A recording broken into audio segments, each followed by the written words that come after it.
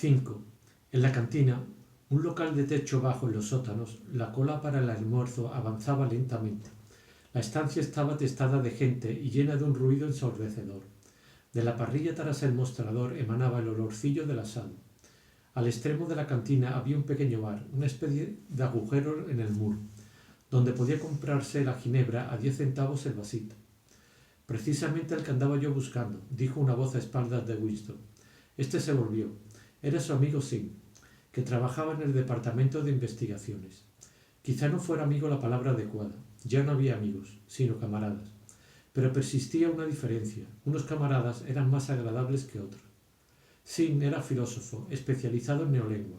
Desde luego pertenecía al inmenso grupo de expertos dedicados a redactar la 11ª edición del diccionario de neolengua. Era más pequeño que Winston, de cabello negro y sus ojos saltones, a la vez tristes y burlones, que parecían buscar continuamente algo dentro de su interlocutor. Quería preguntarte si tienes hojas de afeitar, dijo. Ni una, dijo Winston con una precipitación culpable. He tratado de encontrarlas por todas partes, pero ya no hay.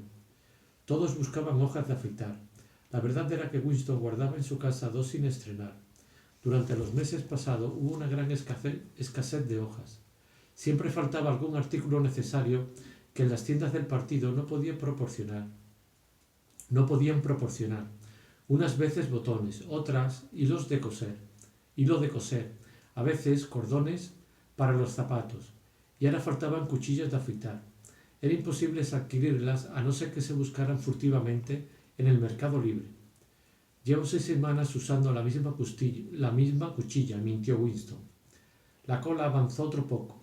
Winston se volvió otra vez para observar así. Cada uno de ellos cogió una bandeja grasienta de metal de una pila que había al borde del mostrador. ¿Fuiste a ver ahorcar a los prisioneros ayer?, le preguntó Sim. Estaba trabajando, respondió Winston en tono indiferente. Lo veré en el cine, seguramente. Un sustitutivo muy inadecuado, comentó Sim.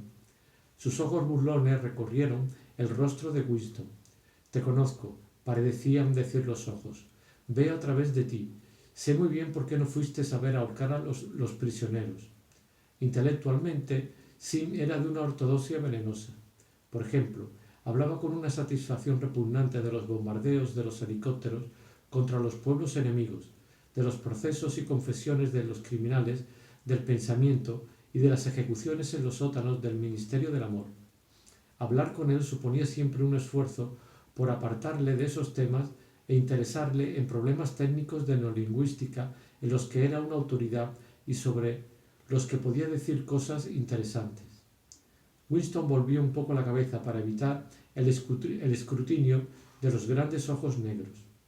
Fue una buena ejecución, dijo Sim añorante, pero me parece que estropean el efecto atándoles los pies. Me gusta verlos patalear. De todos modos, es estupendo ver cómo sacan la lengua, que se les pone azul, de un azul tan brillante. Ese detalle es el que más me gusta. El siguiente, por favor, dijo la proletaria del delantal blanco que servía tras el mostrador. Winston y Sim presentaron sus bandejas. A cada uno de ellos le pusieron su ración. Guiso con un poquito de carne, algo de pan, un cubito de queso, un poco de café de la Victoria y una pastilla de sacarina. Allí hay una mesa libre, debajo de la telepantalla, dijo Sim. De camino podemos coger un poco de ginebra. Le sirvieron la ginebra en unas terrinas. Se abrieron paso entre la multitud y colocaron el contenido de sus bandejas sobre la mesa de tapa de metal, en una esquina de la cual había dejado alguien un chorreón de grasa del guiso, un líquido asqueroso. Winston cogió la terrina de ginebra, se detuvo un instante para decidirse y se tragó de un golpe aquella bebida que sabía aceite. Le acudieron lágrimas a los ojos como reacción y de pronto descubrió que tenía hambre. Empezó a tragar cucharadas del guiso que contenía unos trocitos de un material sustitutivo de la carne. Ninguno de ellos volvió a hablar hasta que vaciaron los recipientes. En la mesa situada a la izquierda de Winston, un poco detrás de él, alguien hablaba rápidamente y sin cesar, una cháchara que recordaba el cuacuá del pato. Esta voz perforaba el jaleo general de la cantina. ¿Cómo va el diccionario?, dijo Winston elevando la voz para dominar el ruido. Despacio, respondió Sim, por los adjetivos. Es un trabajo fascinador. En cuanto oyó que le hablaban de lo suyo, se animó inmediatamente. Apartó el plato de aluminio, tomó el mendrugo de pan con gesto delicado y el queso con la otra mano. Se inclinó sobre la mesa para hablar sin tener que gritar. La 11ª edición es la definitiva, dijo. Le estamos dando al idioma su forma final, la forma que tendrá cuando nadie hable más que neolengua. Cuando terminemos nuestra labor, tendréis que empezar a aprenderlo de nuevo. Creerás seguramente que nuestro principal trabajo consiste en inventar nuevas palabras. Nada de eso. Lo que hacemos es destruir palabras, centenares de palabras cada día. Estamos podando del idioma para dejarlo en los huesos. De las palabras que contenga la 11ª edición, ninguna quedará anticuada antes del año 2050. Dio un hambriento bocado a su pedazo de pan y se lo tragó sin dejar de hablar con una especie de apasionamiento pedante. Se le había animado su rostro moreno y sus ojos, sin perder el aire soñador, no tenían ya su expresión burlona. La destrucción de las palabras es algo de gran hermosura. Por supuesto, las principales víctimas son los verbos y los adjetivos, pero también hay centenares de nombres de los que puede uno prescindir. No se trata solo de los sinónimos, también los antónimos. En realidad, ¿qué justificación tiene el empleo de una palabra solo porque sea lo contrario de otra? Toda palabra contiene en sí misma su contraria. Por ejemplo, tenemos bueno. Si tienes una palabra como bueno, ¿qué necesidad hay de la contraria a malo? No bueno sirve exactamente igual, mejor todavía, porque es la palabra exactamente contraria a bueno y la otra no. Por otra parte, si quieres un reforzamiento de la palabra bueno, ¿qué sentido tienen esas confusas e inútiles palabras excelente, espléndido y otras por el estilo? Plus bueno basta para decir lo que es mejor que lo simplemente bueno, y doble plus bueno sirve perfectamente para acentuar el grado de bondad. Es el superlativo perfecto. Ya sé que usamos esas formas, pero en la versión final de la neolengua se suprimirán las demás palabras que todavía se usan como equivalentes. Al final, todo lo relativo a la bondad podrá expresarse con 6 palabras, en realidad una sola. ¿No te das cuenta de la belleza que hay en esto, Winston? Naturalmente, la idea fue del gran hermano, añadió después de reflexionar un poco.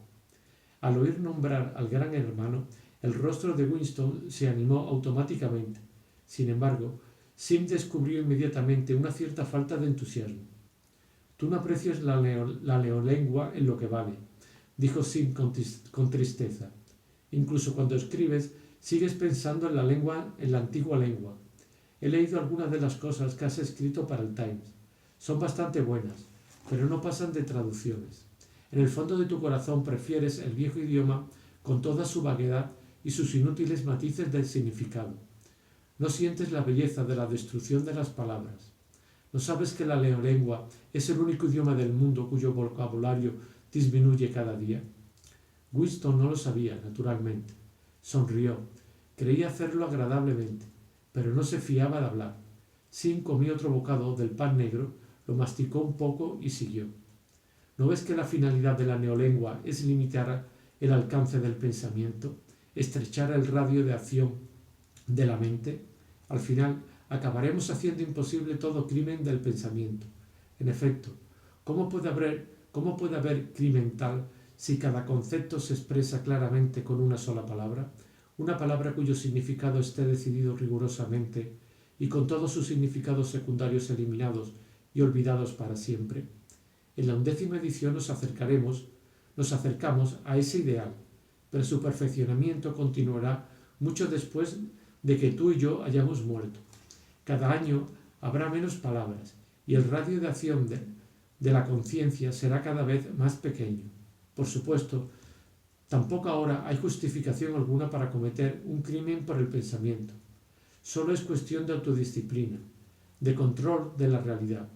Pero llegará un día en que ni esto será preciso. La revolución será completa cuando la lengua sea perfecta. Neolengua es Insoc, e Insoc es neolengua, añadió con una satisfacción mística.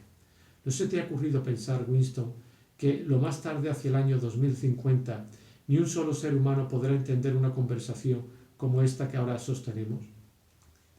Excepto, empezó a decir Winston dubitativo, pero se interrumpió alarmado.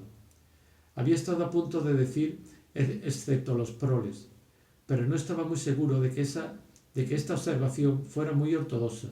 Sin embargo, Singh advirtió lo que iba a decir. Los proles no son seres humanos, dijo. Hacia el 2050, quizá antes, habrá desaparecido todo conocimiento efectivo del viejo idioma. Toda la literatura del pasado habrá sido destruida. Chaucer, Shakespeare, Milton, Byron. Solo existirán en versiones neolingüísticas, no solo transformados en algo muy diferentes, sino convertidos en lo contrario de lo que eran. Incluso la literatura del partido cambiará. Hasta los eslóganes serán otros. ¿Cómo va a tener un eslogan como el de la libertad es la esclavitud cuando el concepto? ¿Cómo vas a tener un eslogan como el de la libertad es la esclavitud cuando el concepto de libertad no exista? Todo el clima del pensamiento será distinto. En realidad, no habrá pensamiento en el sentido en que ahora lo entendemos. La ortodoxia significa no pensar, no necesitar el pensamiento. Nuestra ortodoxia es la inconsciencia.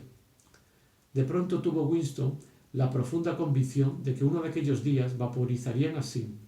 Era demasiado inteligente. Lo ve todo con demasiada claridad y habla con demasiada sencillez. Al partido no le gustan estas gentes. Cualquier día desaparecerá. Lo lleva escrito en la cara. Winston había terminado el pan y el queso. Se volvió un poco para beber la terrina de café. En la mesa de la izquierda, el hombre de la voz estridente seguía hablando sin cesar. Una joven, que quizá fuera su secretaria y que estaba sentada de espaldas a Winston, le escuchaba y asentía continuamente. De vez en cuando Winston captaba alguna observación como «¿Cuánta razón tienes?» o «No sabes hasta qué punto estoy de acuerdo contigo». Era una voz juvenil y algo tonta, pero la otra voz no se detenía ni siquiera cuando la muchacha decía algo.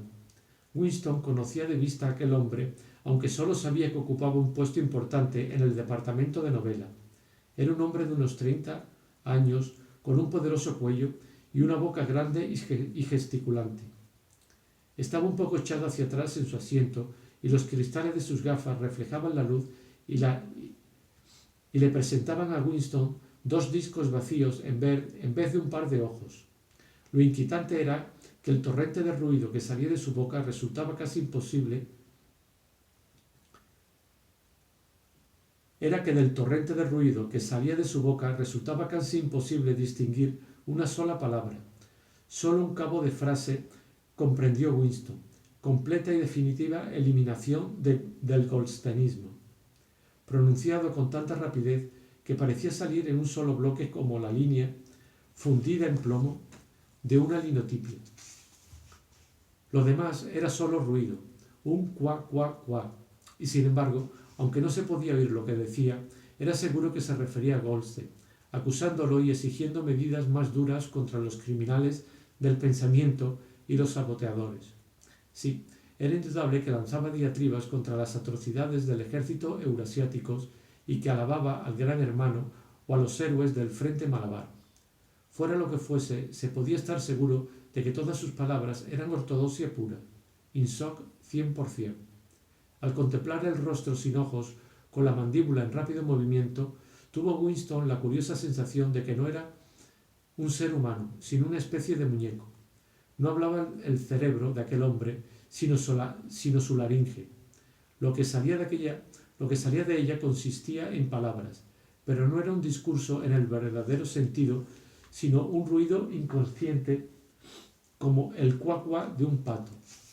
Sin se había quedado silencioso unos momentos y con el mango de la cucharilla trazaba dibujos entre los restos del guisado. La voz de la otra mesa seguía con su rápido cuá-cuá, fácilmente perceptible a pesar de la algarabía de la cantina. Hay una palabra en neolengua, dijo Sim, que no sé si la conoces. Patablar. O sea, hablar de modo que recuerde el cuacuá de un pato. Es una de esas palabras interesantes que tienen dos sentidos contradictorios. Aplicada a un contrario es un insulto. Aplicada a alguien con quien estés de acuerdo es un elogio. No cabía duda, volvió a pensar Winston. Así lo vaporizaría. Lo pensó con cierta tristeza, aunque sabía perfectamente que Sim lo despreciaba y era muy capaz de denunciarle como culpable mental. Había algo de sutilmente malo en sí. Algo le faltaba, discreción, prudencia, algo así como estupidez salvadora. No podía decirse que no fuera ortodoxo. Creía en los principios del INSOC, veneraba al gran hermano, se alegraba de las victorias y odiaba a los herejes no solo sinceramente, sino con inquieto celo, hallándose al día hasta un grado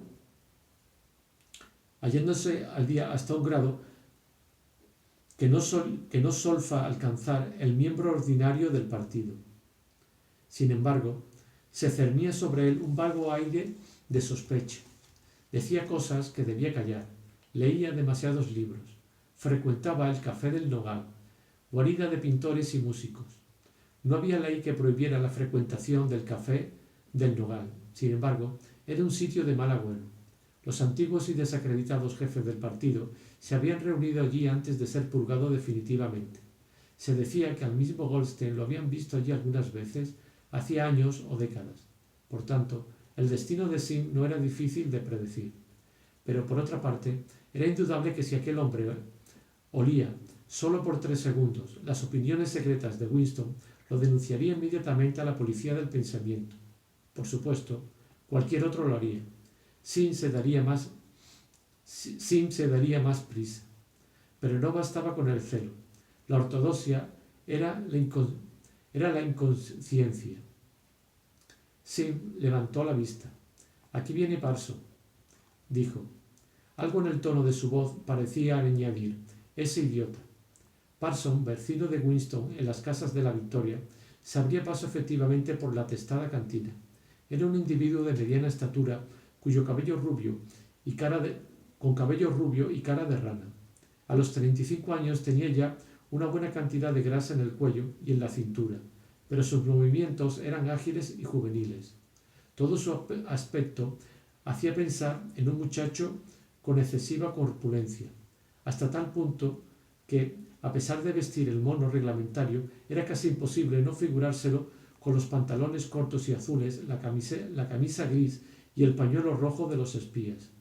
Al verlo, se pensaba siempre en escenas de la organización juvenil, y en efecto, Parsons se ponía pantalones cortos para cada excursión colectiva o cada vez que cualquier actividad física de la comunidad le daba una disculpa para hacerlo. Saludó a ambos con un alegre hola hola y sentóse a la mesa esparciendo un intenso olor a sudor. Su rojiza cara estaba perlada de gotitas de sudor. Tenía un enorme poder sudorífico.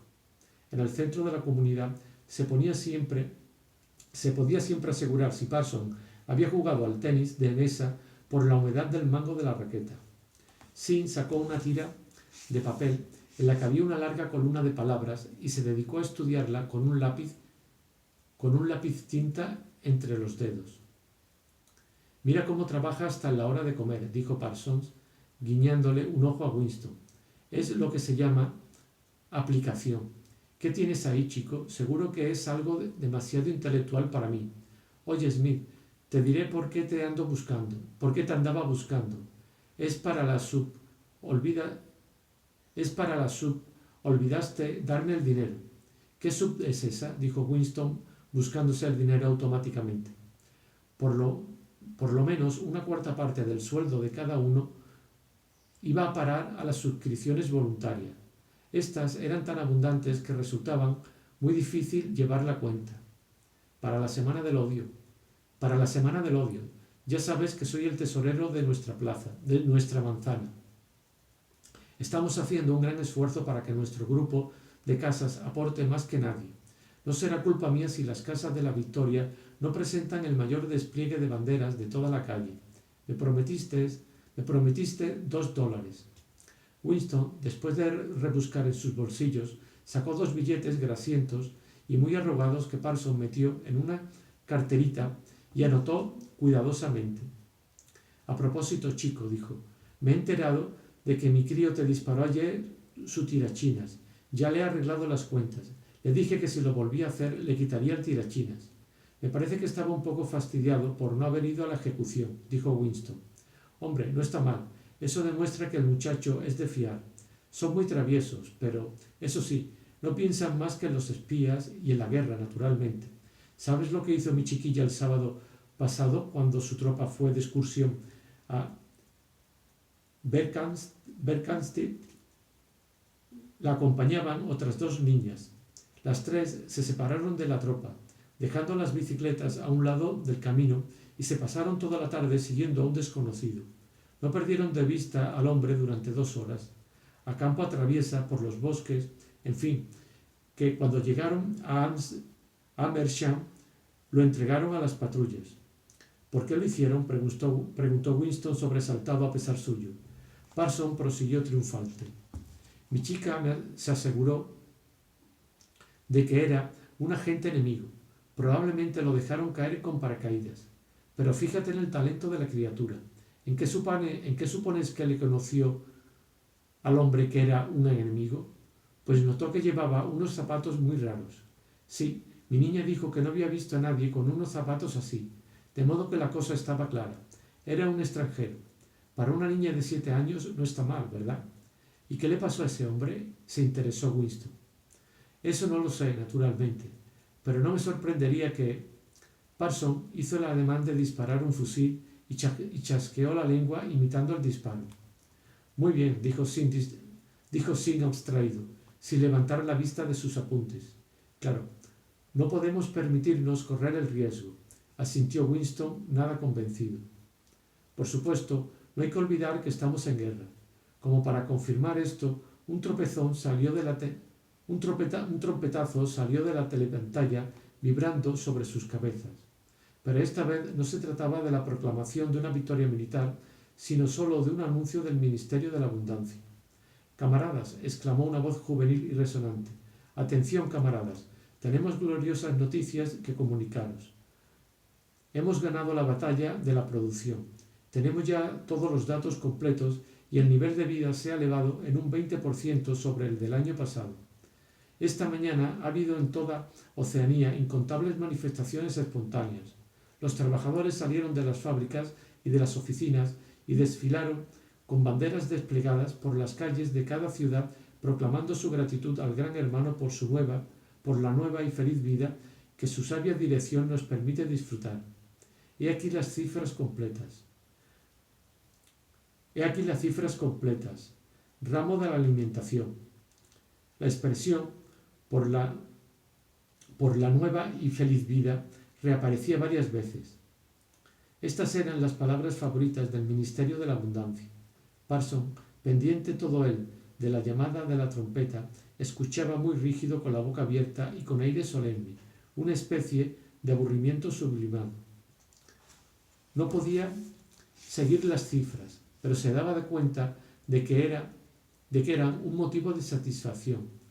Fumaba una enorme y mugriente pipa. Con la ración de tabaco de 100 gramos a la semana era raras veces posible llenar una pipa hasta el borde. Winston fumaba un cigarrillo de la Victoria, cuidando de mantenerlo horizontal para que no se cayera su escaso tabaco. La nueva ración no la darían hasta mañana y le quedaban solo 4 cigarrillos.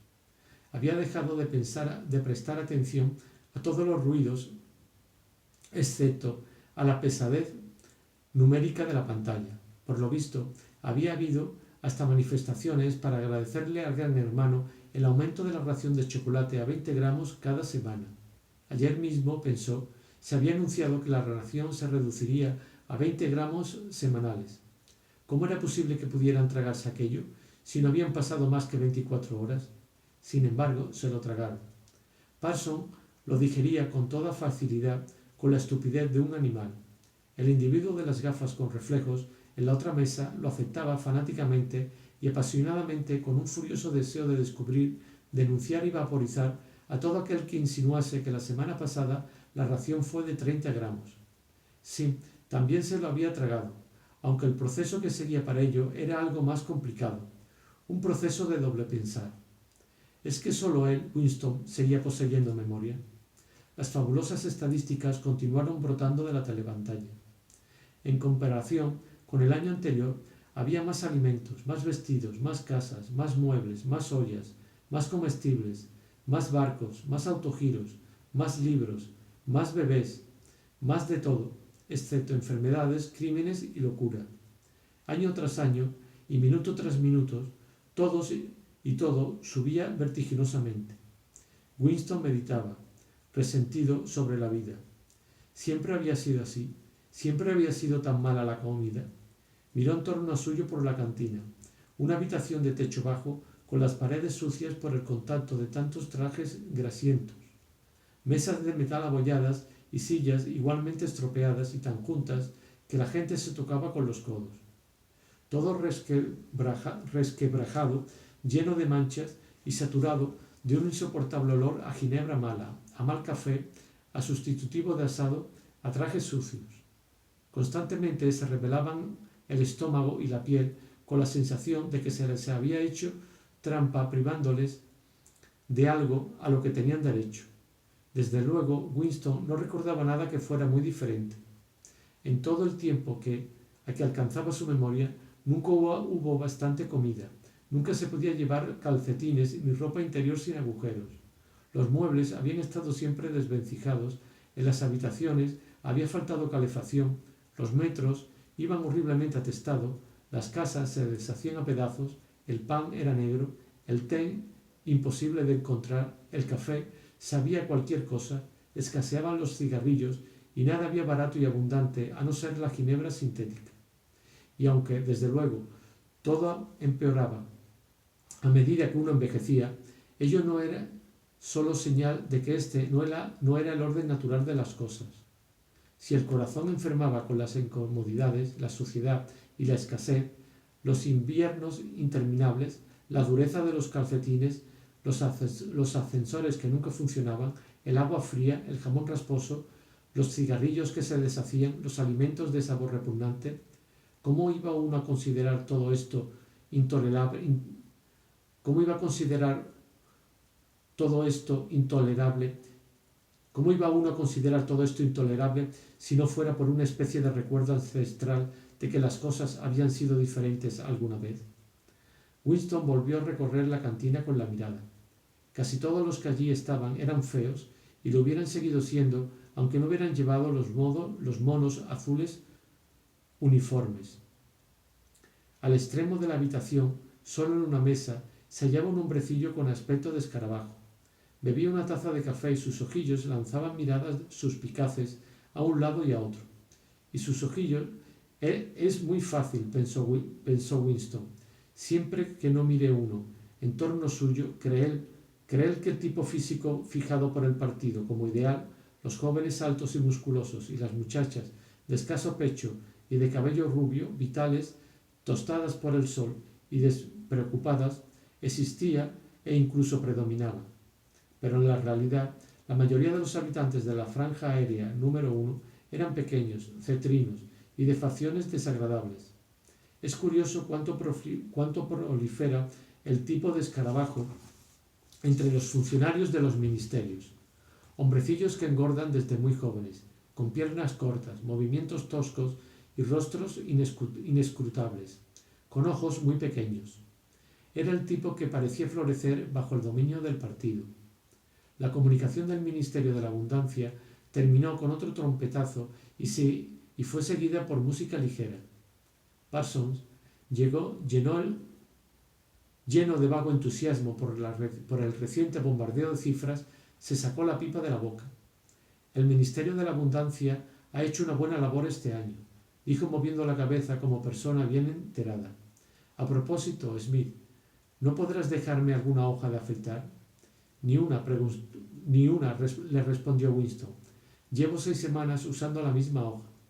Entonces nada. Es que se me ocurrió por si tenías. Lo siento, dijo Winston. El cuacua de la próxima mesa, que había permanecido en silencio mientras duró el comunicado del Ministerio de la Abundancia, comenzó otra vez mucho más fuerte. Por alguna razón, Winston pensó de pronto que la señora Parsons con su cabello revuelto. Pensó de pronto en la señora Parsons con su cabello revuelto y el polvo de sus arrugas. Dentro de 2 años, aquellos niños la denunciarían a la policía del pensamiento. La señora Parsons sería vaporizada. Sim sería vaporizado. A Winston lo vaporizarían también. O'Brien sería vaporizado. A Parsons, en cambio, nunca lo vaporizaría. Tampoco el individuo de las gafas y del cuacuá sería vaporizado nunca. Y tampoco la joven del caballo negro, la del departamento de novela. Le parecía a Winston conocer por intuición quién perecería, aunque no era fácil determinar lo que permitía sobrevivir a una persona. En aquel momento le sacó de su ensoñación una violenta sacudida. La muchacha de la mesa vecina se había vuelto y lo estaba mirando. Era la muchacha morena del departamento de novela. Miraba a Winston a hurtadillas, pero con una curiosidad intensa. En cuanto sus ojos tropezaron con los de Winston, volvió la cabeza. Winston empezó a sudar. Le invadió una horrible sensación de terror. Se le pasó casi enseguida, pero le dejó intranquilo. ¿Por qué lo miraba aquella mujer? ¿Por qué se la encontraba tantas veces? Desgraciadamente no podía recordar si la joven estaba ya en aquella mesa cuando él llegó o si había llegado después. Pero el día anterior, durante los 2 minutos de odio, se había sentado inmediatamente detrás de él sin haber necesidad de ello. Seguramente se proponía escuchar lo que él dijera y ver si gritaba lo bastante fuerte. Pensó que probablemente la muchacha no era miembro de la policía del pensamiento, pero precisamente las espías aficionadas constituían el mayor peligro. No sabía Winston cuánto tiempo llevaba mirándolo la joven, pero quizá fueran 5 minutos. Era muy probable que en ese tiempo no hubiera podido controlar sus gestos a la perfección. Constituía un terrible peligro pensar mientras estaba en un sitio público o al alcance de la telepantalla. El detalle más pequeño podía traicionarle a uno. Un tic nervioso, una inconsciente mirada de inquietud, la costumbre de hablar con uno mismo entre dientes, todo lo que revelase la necesidad de ocultar algo. En todo caso, llevar en el rostro una expresión impropia, por ejemplo, parecer incrédulo cuando se anunciaba una victoria, constituía un acto punible. Incluso había una palabra para esto en neolengua: caracrimen. La muchacha recuperó su posición anterior. Quizá no estuviese persiguiéndolo. Quizá fuera pura coincidencia que se hubiera sentado tan cerca de él 2 días seguidos. Se le había apagado el cigarrillo y lo puso cuidadosamente en el borde de la mesa. Lo terminaría de fumar después del trabajo si es que el tabaco no se había acabado de derramar para entonces. Seguramente el individuo que estaba con la joven sería un agente de la policía del pensamiento y era muy probable, pensó Winston, que a él lo llevaran a los calabozos del Ministerio del Amor dentro de 3 días. Pero no era esta una razón para desperdiciar una colilla. Sim dobló un pedazo de papel y se lo guardó en el bolsillo. Parsons había empezado a hablar otra vez. ¿Te he contado, chico, lo que hicieron mis críos en el mercado? No, pues un día prendieron fuego a la falda de una vieja vendedora porque la vieron envolver unas salchichas en un cartel con el retrato del Gran Hermano.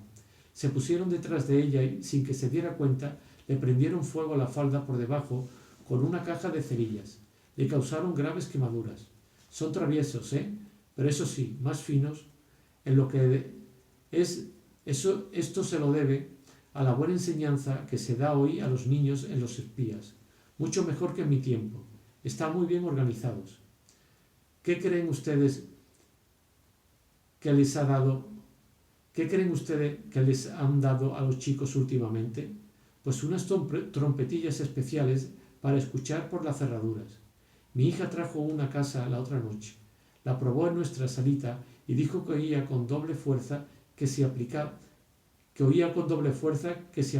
el oído al agujero. Claro que solo es un juguete. Sin embargo, así se acostumbran los niños desde pequeños. En aquel momento, la telepantalla dio un penetrante silbido. Era la señal para volver al trabajo.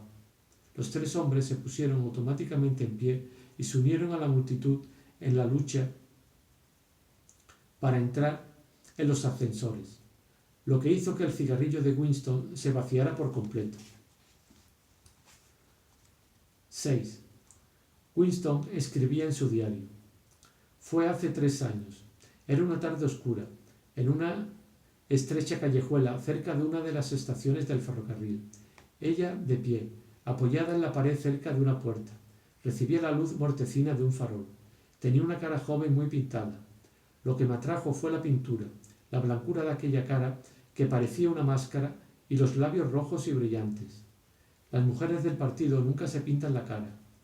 No había nadie más en la calle, ni telepantallas. Me dijo que $2. Yo... Le era difícil seguir.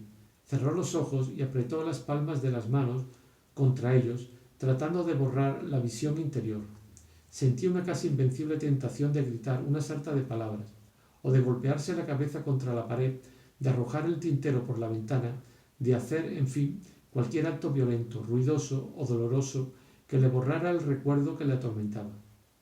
Nuestro peor enemigo, reflexionó Winston, es nuestro sistema nervioso. En cualquier momento la tensión interior puede traducirse en cualquier síntoma visible. Pensó en un hombre con quien se había cruzado en la calle semanas atrás. Un hombre de aspecto muy corriente, un miembro del partido de 35 a 40 años, alto y delgado, que llevaba una cartera de mano. Estaban separados de uno por unos 4 metros cuando el lado izquierdo de la cara de aquel hombre se contrajo de pronto en una especie de espasmo. Esto volvió a ocurrir en el momento en que se cruzaban. Fue solo un temblor rapidísimo, como el disparo de un objetivo de cámara fotográfica, pero sin duda se trataba de un tic habitual. Winston recordaba haber pensado entonces: el pobre hombre está perdido, y lo aterrador era que el movimiento de los músculos era inconsciente. El peligro mortal por excelencia era hablar en sueños. Contra eso no había remedio. Contuvo la respiración y siguió escribiendo. Entré con ella en el portal y cruzamos un patio para bajar luego a una cocina que estaba en los sótanos. Había una cama contra la pared y una lámpara en la mesilla con muy poca luz. Ella le rechinaban los dientes. Le hubiera gustado escupir, a la vez que en la mujer del sótano, pensó Winston en Catherine, su esposa. Winston estaba casado, es decir, había estado casado. Probablemente seguía estándolo, pues no sabía que su mujer hubiera muerto. Le pareció volver a aspirar el insoportable olor de la cocina del sótano, un olor a insectos, ropa sucia y perfume baratísimo. Pero, sin embargo, atraía, ya que ninguna mujer del partido usaba perfume ni podía uno imaginársela perfumándose. Solamente los proles se perfumaban, y ese olor evocaba en su mente, de un modo inevitable, la fornicación. Cuando estuvo con aquella mujer, fue la primera vez que había caído Winston en 2 años aproximadamente. Por supuesto, toda relación con prostitutas estaba prohibida, pero se admitía que alguna vez, mediante un acto de gran valentía, se permitiera a uno infringir la ley. Era peligroso, pero no un asunto de vida o muerte, porque ser sorprendido con una prostituta solo significaba 5 años de trabajos forzados, nunca más de 5, con tal de que no se hubiera cometido otro delito a la vez, lo cual resultaba estupendo, ya que había la posibilidad de que no le descubrieran a uno. Los barrios pobres abundaban en mujeres dispuestas a venderse. El precio de algunas era una botella de ginebra, bebida que se suministraba a los proles. Tácitamente, el partido se inclinaba a estimular la prostitución como salida de los instintos que no podían suprimirse. Esas juergas no importaban políticamente, ya que eran furtivas y tristes, y solo implicaban a mujeres de una clase sumergida y despreciada. El crimen imperdonable era la promiscuidad entre miembros del partido. Pero, aunque este era uno de los crímenes que los acusados confesaban siempre en las purgas, era casi imposible imaginar que tal desafuero pudiera suceder. La finalidad del partido en este asunto no era sólo evitar que hombres y mujeres establecieran vínculos imposibles de controlar. Su objetivo verdadero y no declarado era quitarle todo placer al acto sexual. El enemigo no era tanto el amor como el erotismo, dentro del matrimonio y fuera de él.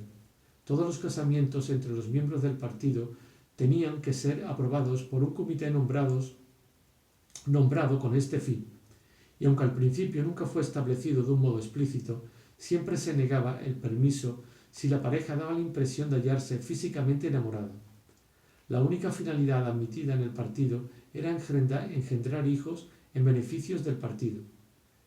La única finalidad admitida en el matrimonio era engendrar hijos en beneficio del partido. La relación sexual se consideraba como una pequeña operación algo molesta, algo así como soportar un enema.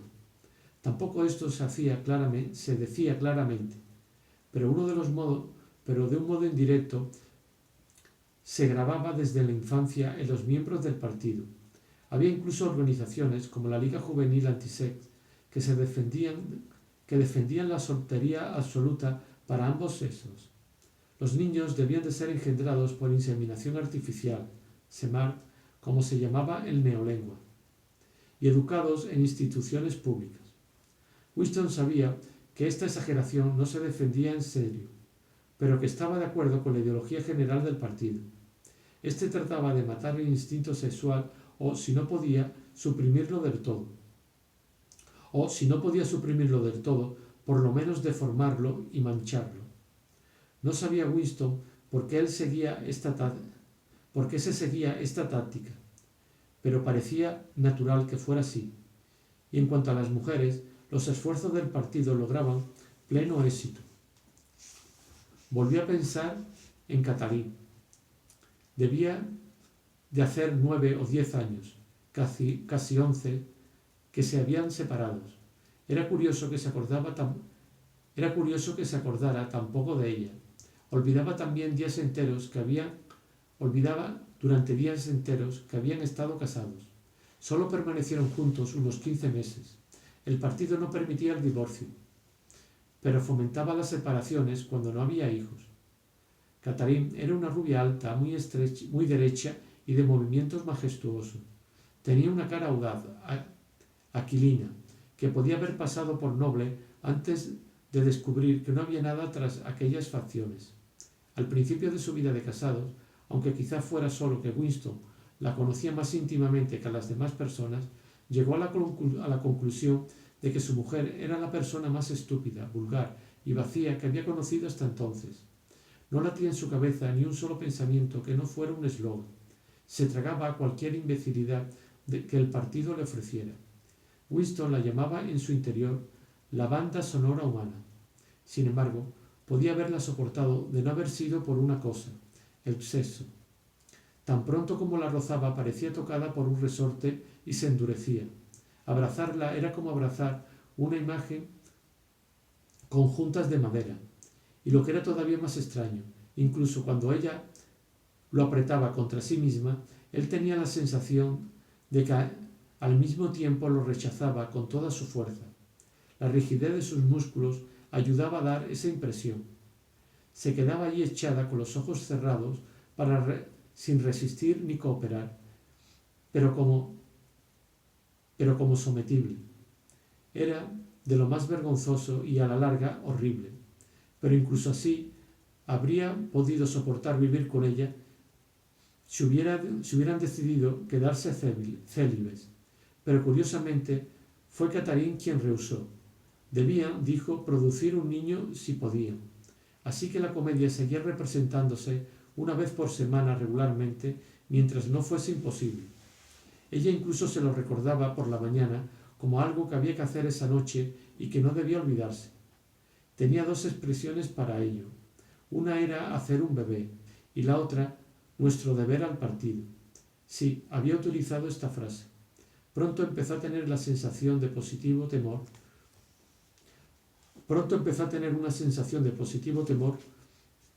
cuando llegaba el día.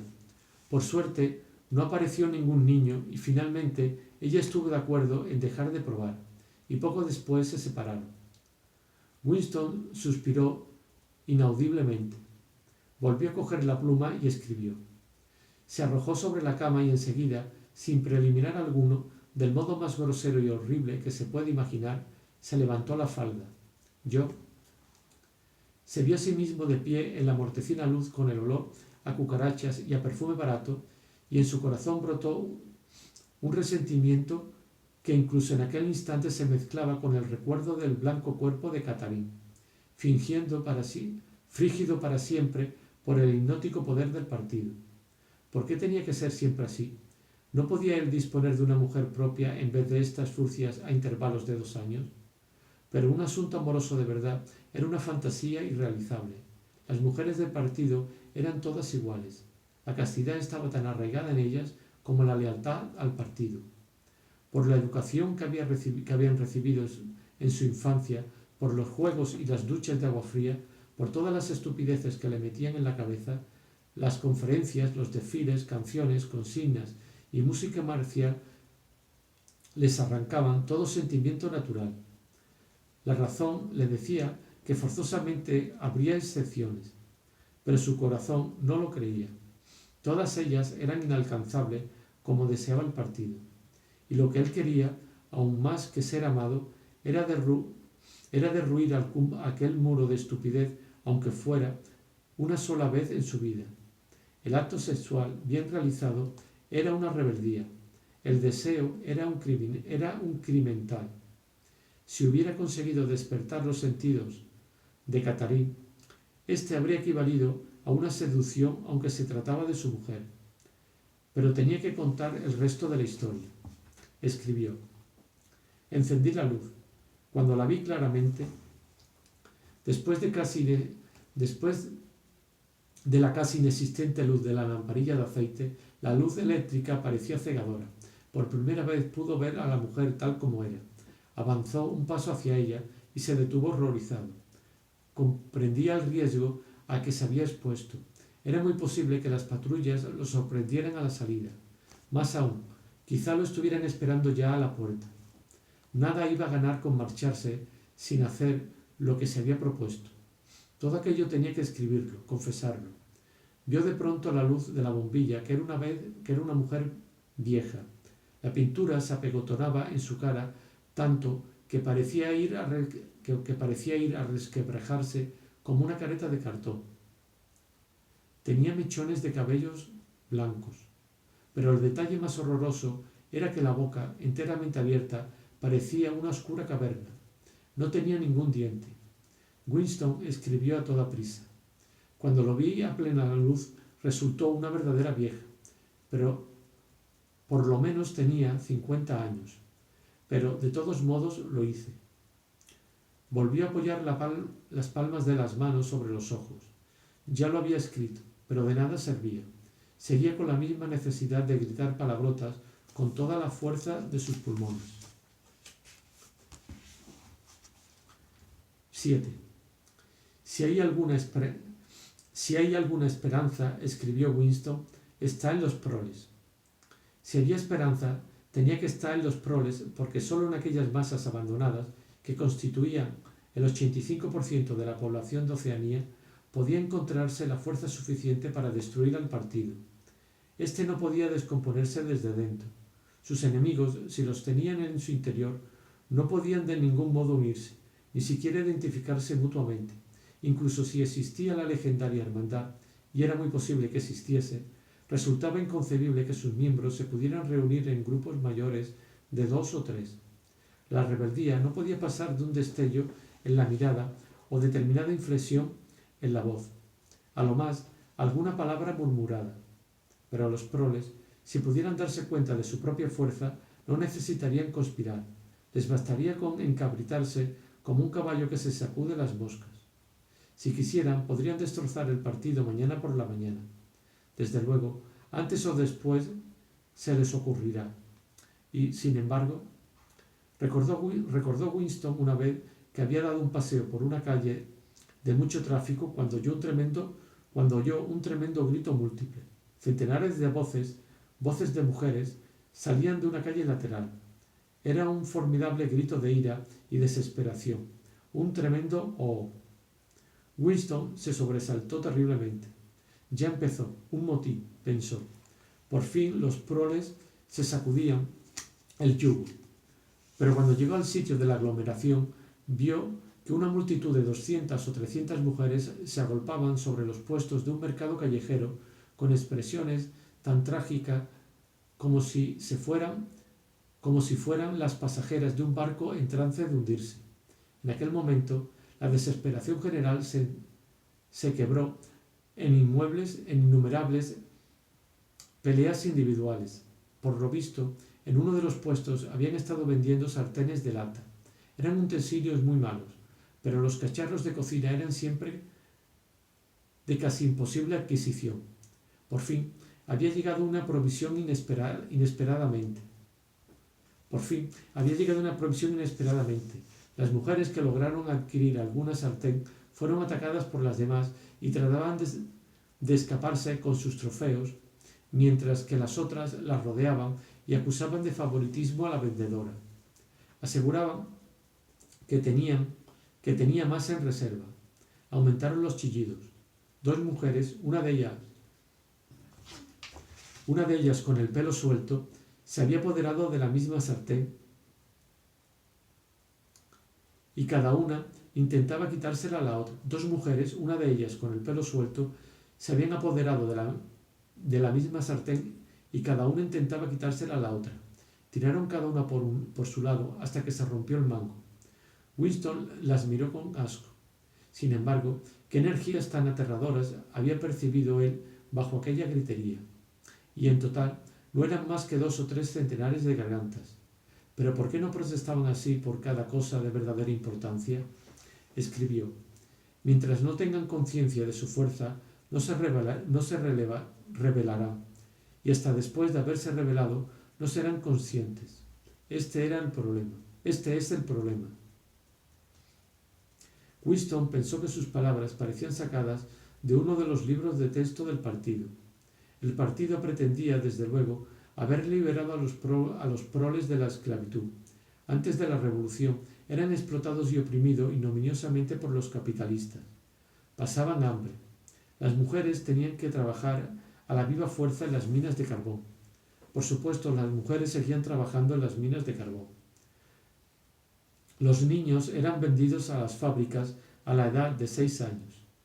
Pero simultáneamente, fiel a los principios del doble pensar, el partido enseñaba que los proles eran inferiores por naturaleza y eran demasiados y debían ser mantenidos bien sujetos, como animales, mediante la aplicación de unas cuantas reglas muy sencillas.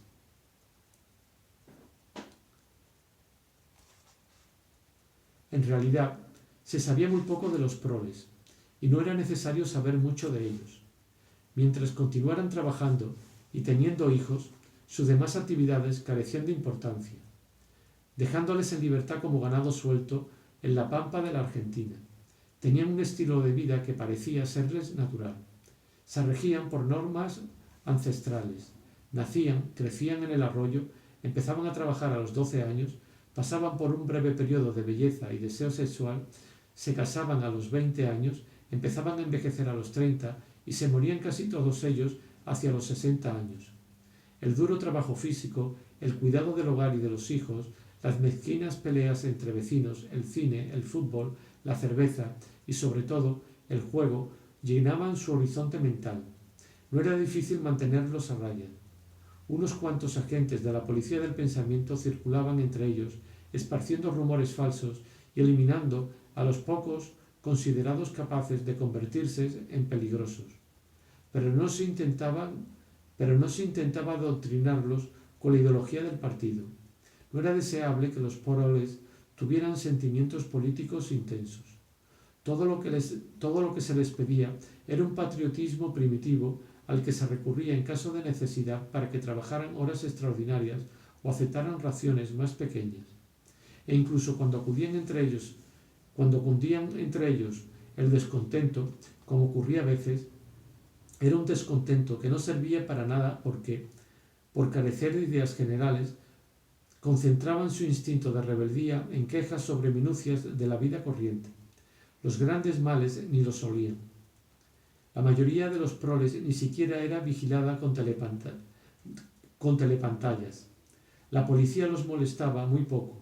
En Londres había mucha criminalidad, un mundo revuelto de ladrones, bandidos, prostitutas, traficantes de droga y maleantes de toda clase. Pero como sus actividades tenían lugar entre los mismos proles daba igual que existieran o no. En todas las cuestiones de moral se les permitía a los proles que siguieran su código ancestral. No se les imponía el puritanismo sexual del partido, no se castigaba su promiscuidad y se permitía el divorcio. Incluso el culto religioso se les habría permitido si los proles hubieran manifestado la menor inclinación a él. Como decía el partido, los proles y los animales son libres. Winston se rascó con preocupación sus varices. Habían empezado a picarle otra vez. Siempre volvía a preocuparle saber qué habría sido de la vida anterior a la revolución. Sacó del cajón un ejemplar del libro de historia infantil que le había prestado la señora Parson y empezó a copiar un trozo en su diario. En los antiguos tiempos, decía el libro de texto, antes de la gloriosa revolución, no era Londres la hermosa ciudad que hoy conocemos. Era un lugar tenebroso, sucio y miserable, donde casi nadie tenía nada que comer y donde centenares y millares de desgraciados no tenían zapatos que ponerse, ni siquiera un techo bajo el cual dormir. Niños de la misma edad que vosotros debían de trabajar 12 horas al día a las órdenes de crueles amos que los castigaban con látigos si trabajaban con demasiada lentitud, y solamente los alimentaban con pan duro y agua. Porque durante toda esta horrible miseria había unas cuantas casas grandes y hermosas, pero entre toda esta horrible miseria había unas cuantas casas grandes y hermosas donde vivían los ricos, cada uno de los cuales tenía por lo menos 30 criados a su disposición. Estos ricos se llamaban capitalistas. Eran individuos gordos y feos, con caras de malvado, como el que puede apreciarse en la ilustración de la página siguiente.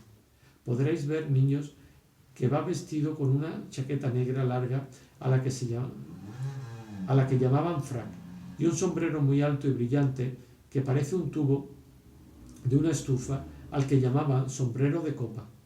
Este era el uniforme de los capitalistas, y nadie más podía llevarlo. Los capitalistas eran dueños de todo lo que había en el mundo, y todos los que no eran capitalistas pasaban a ser sus esclavos. Poseían toda la tierra, todas las casas, todas las fábricas y el dinero todo. Si alguien les desobedecía, era encarcelado inmediatamente y podían dejarlo sin trabajo y hacerlo morir de hambre. Cuando una persona corriente hablaba con un capitalista, tenía que descubrirse, inclinarse profundamente ante él y llamarle señor. El jefe supremo de todos los capitalistas era llamado el rey, y Winston no sabía toda la continuación. Se hablaba allí de los obispos y de sus vestimentas, de los jueces con sus trajes, de armiño, de la horca, el gato de 9 colas, el banquete anual que daba el alcalde y de la costumbre de besar el anillo del Papa. También había una referencia al ius primae noctis que no convenía mencionar en un libro de texto para niños. Era la ley según la cual todo capitalista tenía el derecho de dormir con cualquiera de las mujeres que trabajaban en sus fábricas. ¿Cómo saber qué era verdad y qué era mentira en aquello? Después de todo, podía ser verdad que la humanidad estuviera mejor entonces que antes de la revolución. La única prueba en contrario era la protesta muda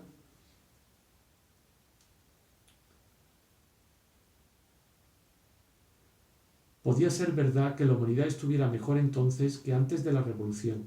La única prueba en contrario era que la protesta muda de la carne y los huesos, la instintiva sensación de que las condiciones de vida eran intolerables y que en otro tiempo tenían que haber sido diferentes. A Winston le sorprendía que lo más característico de la vida moderna no fuera su crueldad ni su inseguridad, sino sencillamente su vaciedad, su absoluta falta de contenido. La vida no se parecía no solo a las mentiras lanzadas por las telepantallas, sino ni siquiera a los ideales que el partido trataba de lograr. Grandes zonas vitales, incluso para un miembro del partido, nada tenían que ver con la política. Se trataba solo de pasar el tiempo en inmundas tareas, luchar para poder meterse en el metro, remendar un calcetín como un colador, disolver con resignación una pastilla de sacarina y emplear toda la habilidad posible para conservar una colilla. El ideal del partido era inmenso, terrible y deslumbrante. Un mundo de acero y de hormigón armado, de máquinas monstruosas y espantosas armas, una nación de guerreros y fanáticos que marchaban en bloque siempre hacia adelante en unidad perfecta, pensando todos lo mismo, los mismos pensamientos y repitiendo a grito unánime la misma consigna, trabajando perpetuamente, luchando, triunfantes, persiguiendo a los traidores. 300 millones de personas, todas ellas con la misma cara. La realidad era que, en cambio, lúgubres ciudades donde la gente... La realidad era, en cambio, lúgubres ciudades donde la gente, apenas alimentada, arrastraba de un lado a otro sus pies calzados con agujereados zapatos y vivía en ruinosas casas del siglo XIX en las que predominaba el olor a verduras cocidas y retretes en malas condiciones. Winston creyó ver un Londres inmenso y en ruinas, una ciudad de 1 millón de cubos de la basura, y mezclada con esta visión la imagen de la señora Parson con sus arrugas y su pelo enmarañado tratando de arreglar infructuosamente una cañería atascada. Volvió a rascarse el tobillo. Día y noche las telepantallas le herían a uno el tímpano con estadísticas según las cuales todos tenían más alimento, más traje, mejores casas, entretenimientos más diversos, todos vivían más tiempo, trabajaban menos horas, eran más sanos, fuertes, felices, inteligentes y educados que los que habían vivido hacía 50 años. Ni una palabra de todo ello podía ser probada ni refutada. Por ejemplo, el partido sostenía que el 40% de los proles adultos sabía leer y escribir y que antes de la revolución todos ellos, menos un 15%, eran analfabetos. También aseguraba el partido